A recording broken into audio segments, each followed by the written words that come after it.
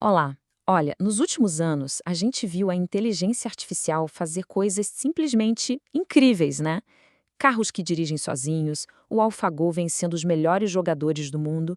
Só que toda essa potência tem um custo meio escondido.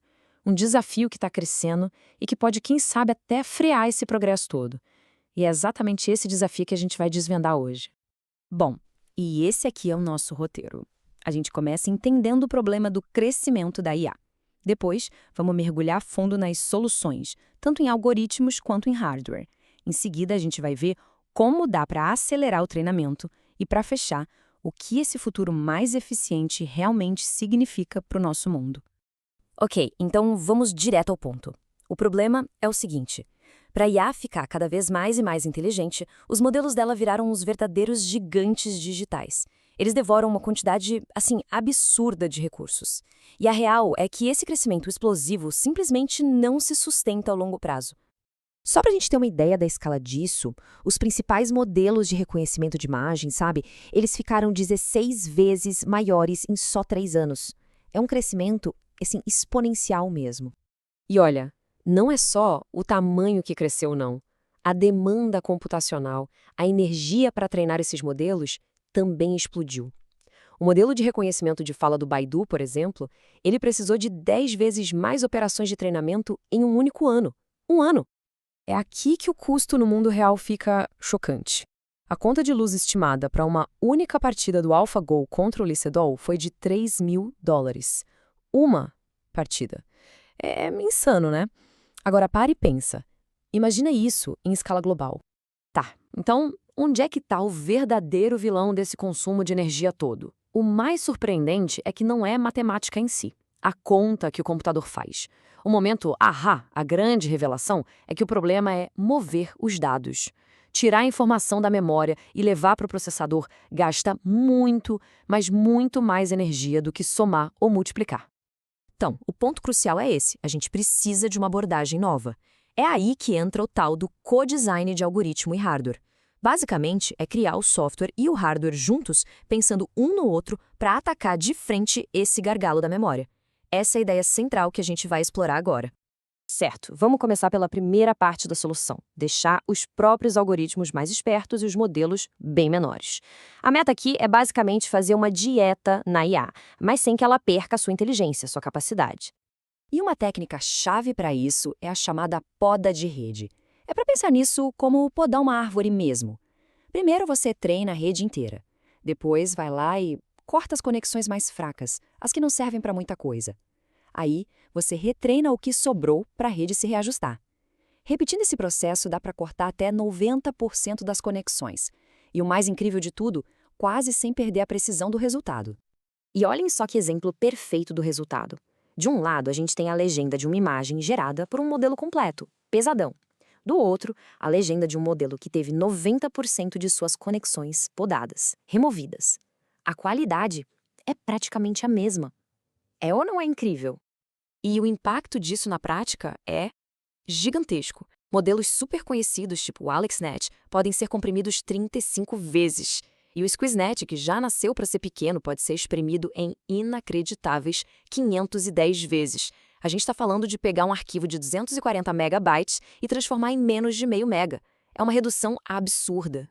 E além da poda, existem outros truques bem espertos. Tem o compartilhamento de pesos, que é quando vários neurônios usam o mesmo conhecimento, o mesmo valor, e tem também a quantização, que é basicamente usar números mais simples, com menos bits, para representar as informações.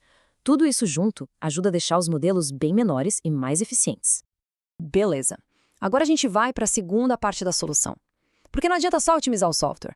A gente também precisa de um hardware, de um chip, que seja pensado desde o começo para as necessidades da inteligência artificial. Para entender bem isso, tem uma analogia que é ótima.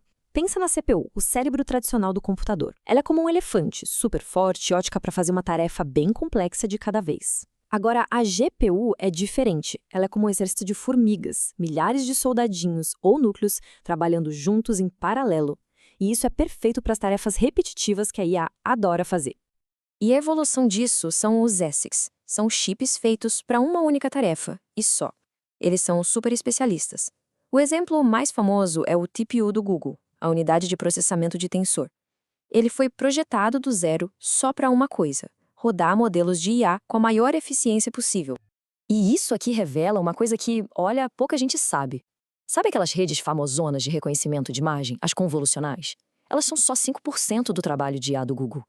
A maior parte do tempo eles estão rodando outros tipos de redes, como MLPs e LSTMs, que são usadas em coisas como buscas e tradução, bem diferente do que a gente imagina, né? Mas mesmo com esse hardware super customizado, ainda tem um problema. Pensa numa aplicação em tempo real, tipo quando você faz uma busca por voz.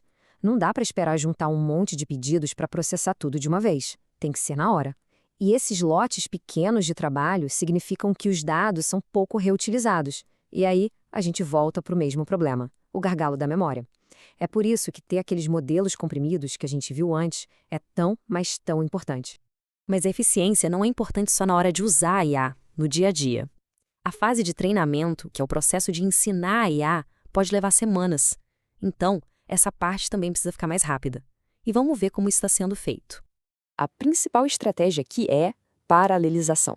É basicamente dividir o trabalho. Dá para dividir os dados em várias máquinas, dá para dividir o próprio modelo em várias partes, ou dá até para testar várias configurações de treinamento ao mesmo tempo, em paralelo, para achar melhor de um jeito muito mais rápido. Outra técnica que eu acho genial é o treinamento de precisão mista. A sacada é usar números mais simples, de menor precisão, tipo 16 bits, para a maior parte dos cálculos. Só isso já economiza umas 4 vezes mais energia. Mas para não perder a precisão final, os pesos mestres, o conhecimento principal, fica guardado em 32 bits. É o melhor dos dois mundos. Ok, a gente viu o problema, viu as soluções, mas no fim do dia, por que tudo isso importa? O que essa nova era de IA eficiente realmente destrava para o futuro? Então, a grande pergunta é, o que essa nova eficiência toda desbloqueia? Bom, ela desbloqueia um futuro onde a inteligência artificial não fica mais presa em data centers gigantescos lá longe. Ela permite uma IA poderosa, em tempo real, rodando direto no nosso celular, nos aparelhos da nossa casa, em lojas como a Amazon Go, que nem caixa tem. E um ponto super importante, ao processar os dados ali mesmo, no próprio aparelho, isso aumenta muito a nossa privacidade. E tudo isso nos leva a essa citação para fechar. A gente saiu da era do PC, foi para a era mobile first, onde tudo era pensado para o celular, e agora estamos entrando de cabeça na era AI first, a era da inteligência artificial em primeiro lugar. Essa eficiência toda que a gente explorou hoje não é só um detalhe técnico, é o motor, é o que está fazendo essa nova era se tornar realidade.